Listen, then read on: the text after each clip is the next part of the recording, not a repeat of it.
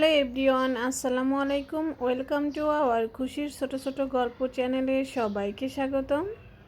আজ শেয়ার করছি vegetable fried rice. এটা দেখতে যেরকম সুন্দর, খেতেও কিন্তু ভীষণ মজার।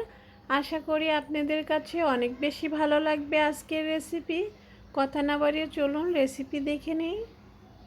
আগে থেকে আমি গরম পানি বসিয়ে দিয়েছিলাম, এবার দারচিনি আর এলাচ দিয়ে দিচ্ছি। পানিটা যখন এরকম ফুটে আসবে তখন সামান্য একটু ভিনেগার দিয়ে দিচ্ছি। ভিনেগারটা দিলে রাইসটা অনেক বেশি সাদা হবে। এবার দিয়ে দিচ্ছি সামান্য একটু তেল।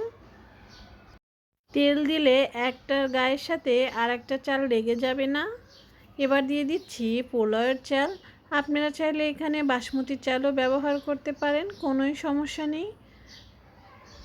এবার এই চালগুলো আমি 90% সিদ্ধ করে নিব।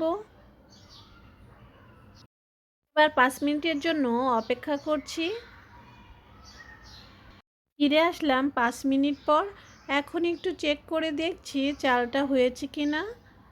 আমি কিন্তু চেক করে দেখে নিলাম, এটা কিন্তু হয়ে গিয়েছে। এবার আমি একটি ছাঁকনির সাহায্যে তুলে নিচ্ছি। এখন সাইডে রেখে দিব। এবার একটি মশলা তৈরি করে নিচ্ছি। 1 চামচ দিয়েছি শাহি জিরা, সামান্য দিয়েছি জয়ফল জয়শ্রী, আর কয়েকটি দিয়েছি গোলমরিচ। এটা এখন না ভেজে গুঁড়ো করে নিতে হবে। এই তো এটা আমি গুঁড়ো করে নিয়েছি, এটা কিন্তু আমি ভাজিনি। রাইস রান্না করার জন্য এখানে একটি হাঁড়ি নিয়ে নিয়েছি, দিয়ে দিচ্ছি সামান্য একটু তেল। আপনারা চাইলে এ পর্যায়ে ঘি দিয়েও করতে পারেন, আবার বাটার দিয়েও করতে পারেন। এবার দিয়ে দিচ্ছি গাজর 1 কাপ। এখন হালকা করে একটু ভেজে নিতে হবে। এবার দিয়ে দিচ্ছি হাফ কাপ মটরশুঁটি। আপনারা চাইলে এখানে যে কোনো সবজি ব্যবহার করতে পারেন। এবার দিয়ে দিচ্ছি হাফ কাপের মতো বটবডি। এখন সব কিছু ভালো করে মিশিয়ে নিতে হবে। আমি কিন্তু অনেক সময় ধরে এটা ভাজবো না, অল্প সময় ধরে ভাজতে হবে এখানে। এবার দিয়ে দিচ্ছি ক্যাপসিকাম কুচি। ক্যাপসিকাম এখানে আমি 1 কাপ দিয়েছি, এটা অপশনাল। আপনারা যদি না থাকে ঘরে তাহলে দেওয়ার কোনোই দরকার নেই। আবারও একটু আমি নেড়ে চেড়ে ভেজে নিচ্ছি। খেয়াল রাখতে হবে কালারটা যেন নষ্ট না হয়ে যায়।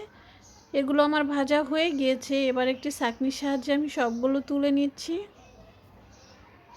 সবগুলো সবজি আমি নামিয়ে নিচ্ছি। এবার আমি আগে থেকে যে চালটা সিদ্ধ করে রেখেছিলাম সেটাই দিয়ে দিচ্ছি। আপনারা চাইলে এ পর্যায়ে ঘি ব্যবহার করতে পারেন। এখন যেহেতু অনেক বেশি গরম পড়েছে সেই জন্য আমি তেল দিয়েই রান্না করছি। এবার ভেজে রাখা সবজিগুলো দিয়ে দিলাম। এখন ভালো করে মিক্সড করে নিতে হবে। আগে থেকে যে মশলাটা করে রেখেছিলাম সেটাই দিয়ে দিলাম। এবার দিয়ে দিচ্ছি সামান্য সয়া সস, একদমই অল্প দিয়ে দিলাম। দিয়ে দিচ্ছি 2 টেবিল চামচ টমেটো সস। এবার আবারও সব কিছু ভালো করে মিশিয়ে নিতে হবে। কালারটা কিন্তু অনেক সুন্দর হয়েছে দেখতে। এবার দিয়ে দিচ্ছি 1 টেবিল চামচ চিনি। অবশ্যই কিন্তু চিনিটা ব্যবহার করতে হবে, তাহলে স্বাদটা অনেক বেশি ব্যালেন্স হবে। আবারও সব কিছুর সাথে ভালো করে মিশিয়ে নিতে হবে। মিশিয়ে আমি 5 মিনিটের মতো ঢেকে রেখে দিব। ফিরে আসলাম 5 মিনিট পর। দেখুন কতটা সুন্দর হয়েছে। আশা করি আপনাদের কাছে অনেক বেশি ভালো লেগেছে আমার এই সাধারণ রান্না।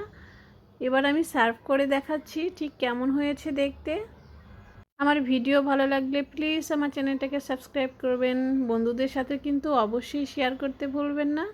আবারও চলে আসবো নতুন কোনো রেসিপি নিয়ে। ততক্ষণ পর্যন্ত সবাই ভালো থাকবেন, সুস্থ থাকবেন। আল্লাহ হাফেজ।